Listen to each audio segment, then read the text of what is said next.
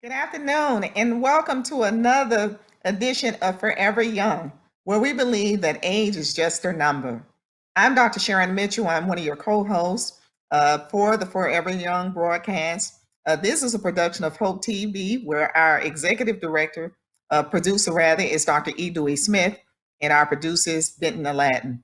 I'd like to welcome you to another edition. We have a wonderful edition for you today. We're going to continue a conversation we had from our previous edition regarding preparation for end of life decisions.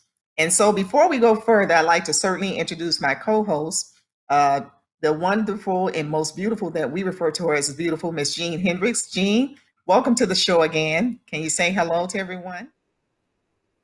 Yes, I can. And thanks to you, Dr. Mitchell. I'm so happy, as always, to be with you and our guest. Thank you, Jean.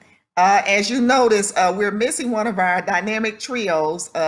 David Linton is not part of the program today. He'll be back with us next edition, but we certainly miss him in his absence. So I'm co-chairing the lead chair today, and I'm hoping that he'll be proud of the work that Jean and I do today.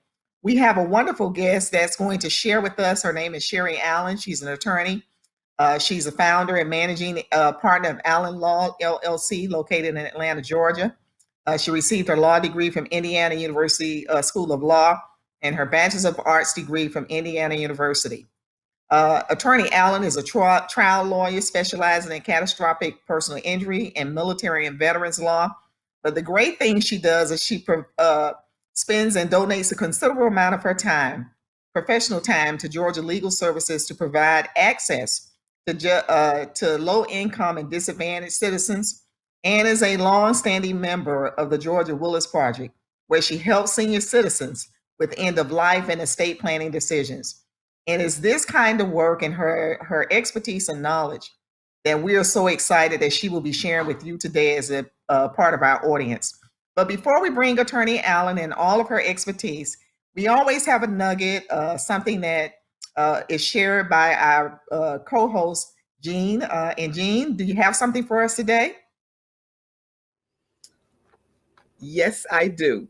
And these are entitled Inspirational Quotes on the Future. May these quotes inspire you to work hard and appreciate the present so that the future will be in accordance with the vision you hold within you. Abe Lincoln once said, "The best way to predict the future is to create it." Malcolm X says, "Education is a passport to the future, for tomorrow belongs to those who prepare for it today." The past is behind us. Learn from it. The future is ahead of us. The present is here. Now let's live it. Back to you, Dr. Mitchell. Thank you, Jean. And certainly that is so apropos for what we're talking about today. And so without further ado, I'd like to pass the baton on to our guest, Attorney Sherry Allen. So before we ask her some questions, Sherry, I know I didn't give justice to your total background. Can you share a little bit with us about your business and how long you've been in business so that we can ensure that our audience is aware of what you do and how they can even get in contact with you to get services from you? Yes, I've been a lawyer for 30 years, and Wow. I've been in business since 2003 in private practice. I'm a trial lawyer, and I also represent disabled veterans and disabled civilians who apply for Social Security. I litigate cases like medical malpractice. I litigate cases nursing home negligence, helping seniors who are victimized in nursing home situations. I also represent people who have had catastrophic injuries, trucking accidents, auto accidents. One of the things that I enjoy doing and have always liked doing is helping people of modest means and of low income means to get access to justice. It is very important to me that people understand what the laws are and are able to avail themselves of those laws. I can be reached at Sherry at sherryallenlaw.com by email, or you can call the office 404-474-4242, especially if you have more questions after today with regard to end-of-life planning. Feel free to call me. Thank you, Sherry. Jean, you can go ahead with your question. Okay, Sherry, tell us, what would you like for us to know about your business? What would you like for us to know about your business? Well, I would like you to know, first and foremost, I am a Christian attorney, and I walk the talk. I also am a compassionate, caring attorney who cares about what's happening in someone's family. I've spent time going to see about clients, getting things for their children, speaking at schools, things like that, because I think it is very important to be hands-on and try to actually take care of people. If someone calls me, they're going to get to speak to me. They're not going to just speak to my staff only. They will get to speak to a lawyer. And I think that's really important, because I get a lot of people who sometimes call and say, I never got to speak to anyone other than a secretary or the receptionist. I could never get to speak to my lawyer. You will get to speak to your lawyer if you call me. Very good. Wow. Thank you. That is really big. I tell you, Yes, that's that very is. important. Yes. Very good. So Sherry, we're going to bounce a little bit to the end of life conversation. You shared a little bit with us in the first segment last week. So we'd like to pick up from that conversation. Can you tell us, how does one prepare end of life planning documents, and what is that exactly included in those documents? Okay. What's included in end-of-life documents, when we usually talk about that, is having together your personal and financial records, your advanced healthcare directive, your last will and testament, instructions about your funeral and burial plans, how do you want things to go, and a power of attorney, your financial power of attorney. If something should happen to you and you cannot speak on your own behalf or handle your financial affairs, you want to make sure there's already something in place there. Now, let me give you a caveat about a power of attorney in Georgia. You want in the language of your power of attorney to say it has to be triggered by a physician, meaning because power of attorney documents can be effective once you sign them. Once they're signed and notarized, they can be effective then. If you do not have the language that says you have to be incapacitated and a physician has to attest that you are no longer able to act on your own behalf, someone can open financial documents and things like that in your name now once you sign for a power of attorney. So it is very important that your power of attorney include the physician triggering language. Does that apply to people with mental incapacitation, like people with Alzheimer's or dementia as well?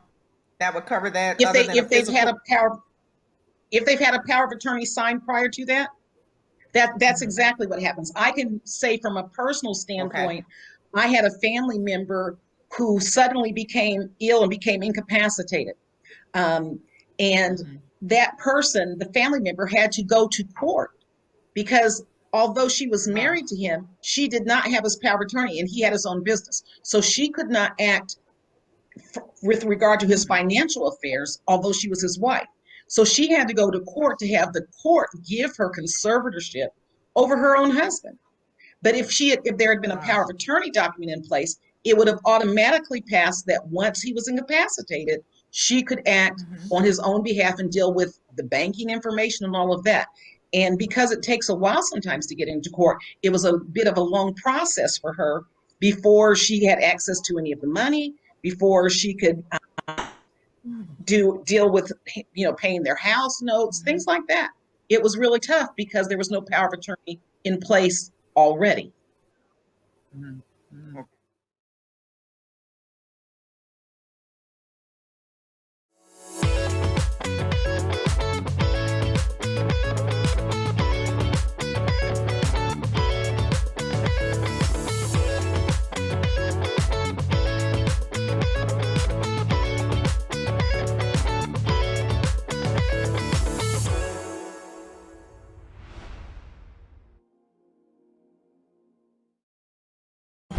Meet the Scan, a simple procedure whose mission is to detect lung cancer early.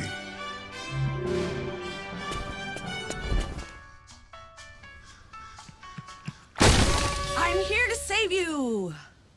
But I feel fine. That's great, but you may still be at high risk for lung cancer. Oh man, that's a new fence. If you smoke, early detection could save your life. Learn more at savedbythescan.org. You had this epiphany based on what your grandmother had done. Saved money for 6 months, paid off debt, slept on the floor. And because of this conversion moment, you literally are sitting on the board of a bank that wouldn't have even given you a loan. I was a pastor of a church. I was spending so much money dressing like a preacher, driving preacher cars. If I'm spirit-filled, the same Holy Ghost that makes me shout can make me wait until I can afford a BMW and stop giving money, donating money to big banks, paying them 18% interest for the right to use their credit card to buy something I can't afford. It's a mentality.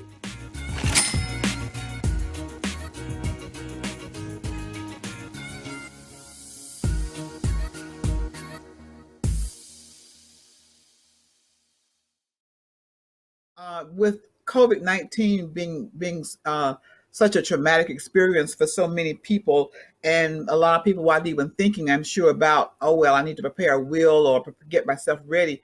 How has that affected have you seen more people now trying to do wills and estate planning now that we've gone through it, are still going through the COVID-19 phase of our lives? I've seen a lot more people trying to do that, to have wills, to have healthcare directives, to even to the point of having living trusts. Because what the living trust does, it means your assets don't go through probate at all. It saves your family money and times. But living trusts are usually documents that you really need a lawyer generally for. But it also keeps your information private. For example, a will goes through probate, so it's public knowledge. But trusts are not public knowledge, so trusts stay private, and trusts survive your death. A will is only activated when you die, but a trust that you set up now is still in process and still in effect after you die. Long-term care is the other thing that I'm also seeing people start to buy long-term care insurance and ask more about long-term care and what should happen if I'm ill for a while. So I've seen an uptick in people getting long-term care insurance, and I've talked to colleagues of mine, and that's what they're saying that they're seeing too. All of those things since COVID, because so you can think you're invincible until something like that affects the whole world. And then there's been so many people ill or who did not survive it that families are really starting to take a hard look at, what if I'm incapacitated? Or what if I get ill and I don't make it? Let me ask you one additional question in reference to that. Most people have heard of wills. Some people don't know what a trust is. Can you tell us who or what type of person would need a trust? Living trusts are where that's really something with regard to your financial assets. And that's what living trusts are concerned with. That's what a trust is about. You're putting this particular property, whether it's money, it can be, some people put their houses in non-revocable living trusts, things like that. You're putting it in the property in now, and then you're already making determinations as to how it will pass if you are not the one, if you're no longer around, you're making determinations now about how it will pass. There's revocable and non-revocable living trusts. So a person can have a living trust and they can be the trustee during their life, and then they can have a successor trustee set up so that if they're incapacitated or if they die, that is the person who then is still handling that trust. And that's what stays private. Like whatever's in your living trust, it doesn't mean everyone has to know about it, but it can still be managed beyond the grave. Right. Okay. But so it's finances. Okay, so if I don't have but $100, I don't need to worry about a trust, right? No. No. Thank you. That Awesome. is Thank true. you. So property appears to be, you know, we hear people talk about, well, as African Americans, we never think of trust because as Jean has said so hilariously, if you don't have assets, you typically don't think that you need trust. But Right. if you own a house, would that be something that you say that someone needs to set up a trust since they own a home? You can set up a trust if you own a home. And sometimes what people do, they want somebody to live in the home during that person's lifetime, but then they want it to pass on to someone else when that person dies. You can make that kind of provision in a trust so that you're making sure that the house is still going to be there. You know, the taxes are going to still be paid, and somebody's going to still do the maintenance and things on the house. And so let's say if someone is saying, well, I want my wife to have the house when I'm gone. There's a certain percentage in the will that she'll have of the property anyway, but I want her to have this when I'm gone, but I want my children to have the remainder. So you're giving someone a life estate now, but you're giving the remainder to someone else. That's something that you can set up in a trust to happen that way. So that means that person who has the life estate, they don't have any rights to sell it because all they have it is the title while they are alive. Okay. So now the will would designate who they wanted to have all together. Is that the difference? I didn't. Can you say the question? Something you broke up again. Okay, you missed. I didn't get the question.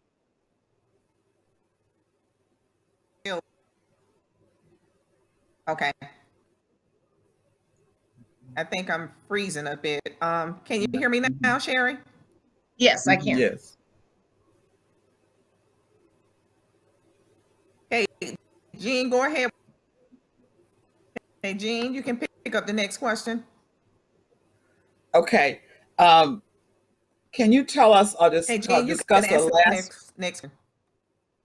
Okay. Can you discuss the last will and testament and what it includes? If this is a substitution for a living will or a living trust? Did you hear me? The last will and testament is when you die. That's how that goes through. That either goes through probate when you die. That's what the last will and testament is. You can, in that last will and testament, what it can include is how you want property to pass, your personal property, your real property, how you want children provided for, what you want with regard to your burial and funeral plan can be there as well, how you want your remains treated. You can put that all there in that will as well. A trust can be part of your last will and testament. So it can be one document. You don't have to have several, but it can be part of that.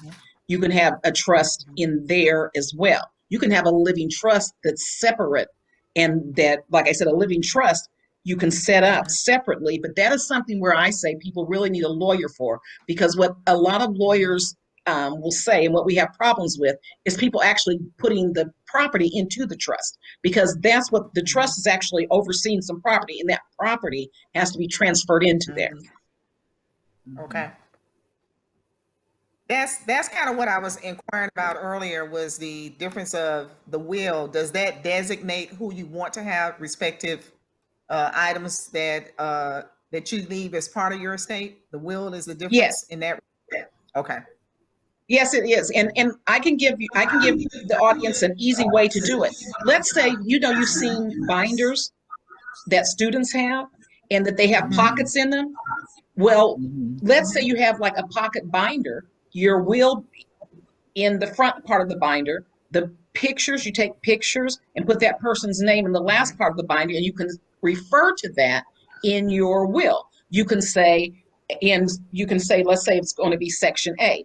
You can say, I want the people to get the items that are listed in section A, these people, and these items are X. Or you can say they're in the binder. And in the binder, you have the pictures, because it really is tough to go through a house and write down everything in everybody's name, but it's easier to take a picture. Okay. But that's where you tell what you want people to have. And then you're expecting your executor to make sure that they get those items. You had this epiphany based on what your grandmother had done. Saved money for 6 months, paid off debt, slept on the floor. And because of this conversion moment, you literally are sitting on the board of a bank that wouldn't have even given you a loan. I was a pastor of a church. I was spending so much money dressing like a preacher, driving preacher cars. If I'm spirit filled, the same Holy Ghost that makes me shout can make me wait until I can afford a BMW and stop giving money, donating money to big banks, paying them 18% interest for the right to use their credit card to buy something I can't afford. It's a mentality.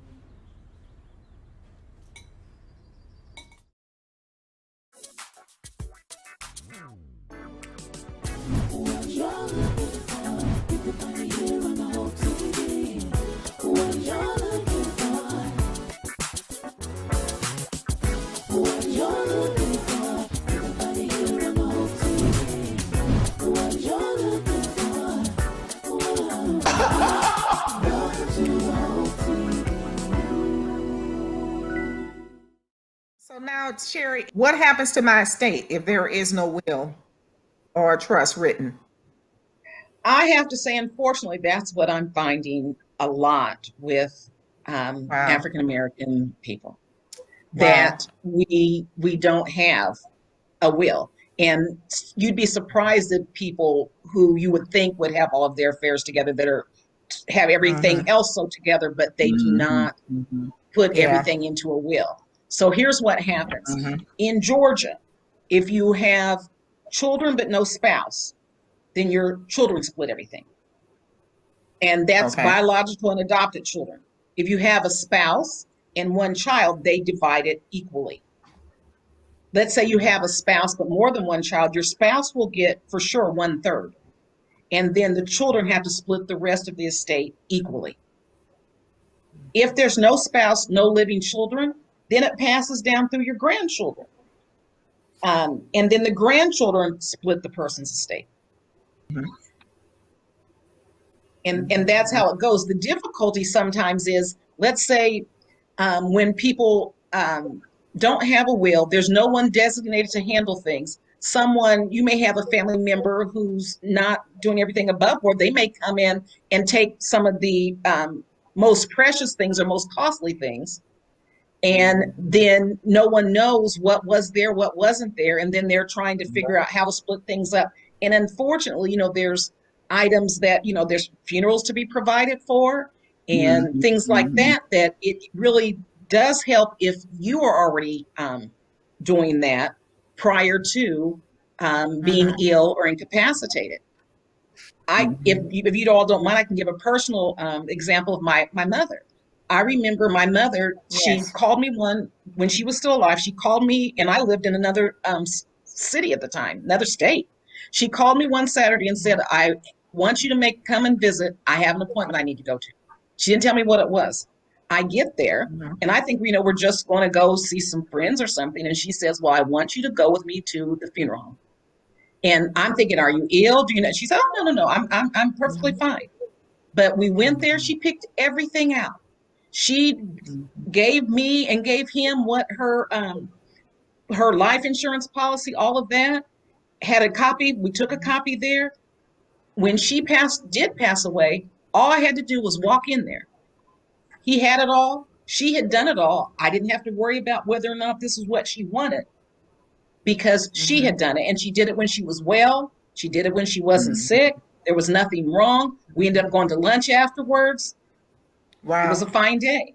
But it's really tough when you're thinking mama or daddy may not be here. And now we're trying to figure all this out. So it's better to do it when you're able-bodied, you're feeling well, and you can plan it out. You can talk to your family about it. Right. That's good. That's good. Your mother's a smart woman. Very smart. Well, it made my father do it. They were not even married anymore, but my father did the same thing, and we were thankful. I can tell you, 5 kids, we were all thankful. All we had to do was show up. He picked the same place. We showed up. They had it all done. And I thought, now that's the way to leave it for children. That's right. It is. It is. Yes. And even and added to that, also, speaking from personal experience, it's also good to go ahead and whatever the cost is going to be, pay for it then, because the person I'm talking about, I mean, they paid maybe 15 years ago, and there was no increase in price because it's already paid for. Yes. That's very true. That's very true. Right. Now, one other question: how has COVID-19 affected how you provide services to families facing the end of life decisions? How has COVID-19? I do a lot of talking to them about it. I do a lot. Unfortunately, with COVID-19, I do a lot of praying with families and people calling me and telling me that someone's ill or they think they may not make it. I've had to do a lot of that too. So I've done a lawyer part, but I've also just done, to me, what was a spiritual part, trying to talk people through.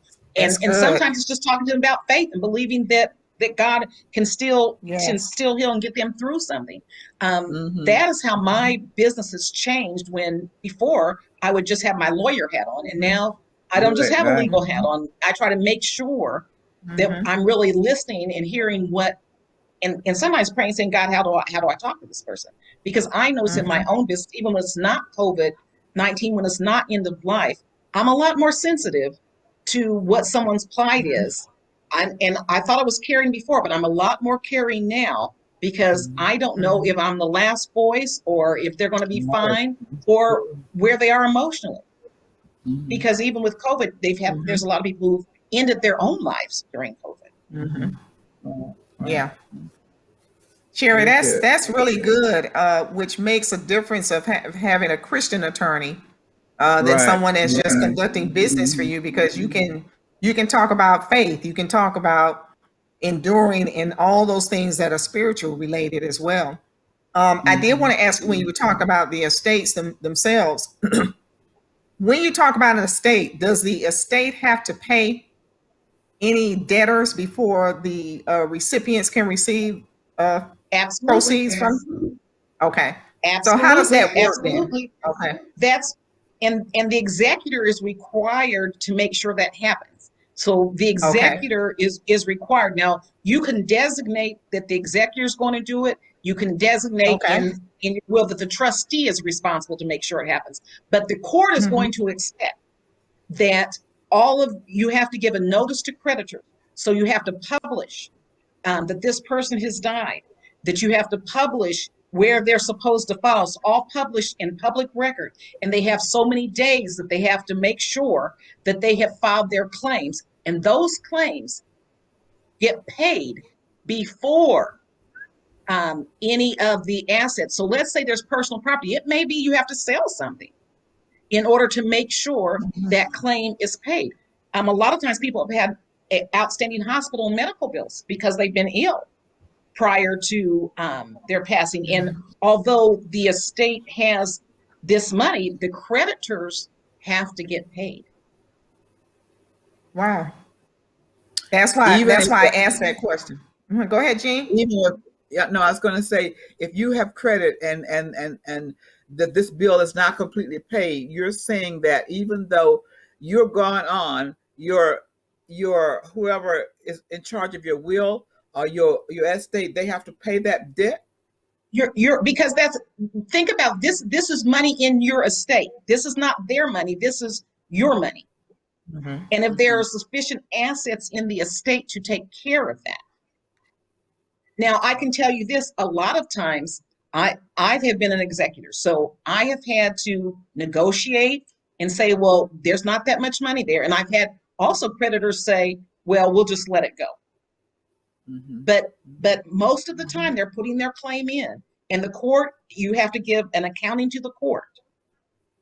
As an executor, you're giving an accounting to the court as to what got paid, and the claims go into the court. They're not going just to you. They're going into the court. So the court is seeing that these are the claims from these creditors.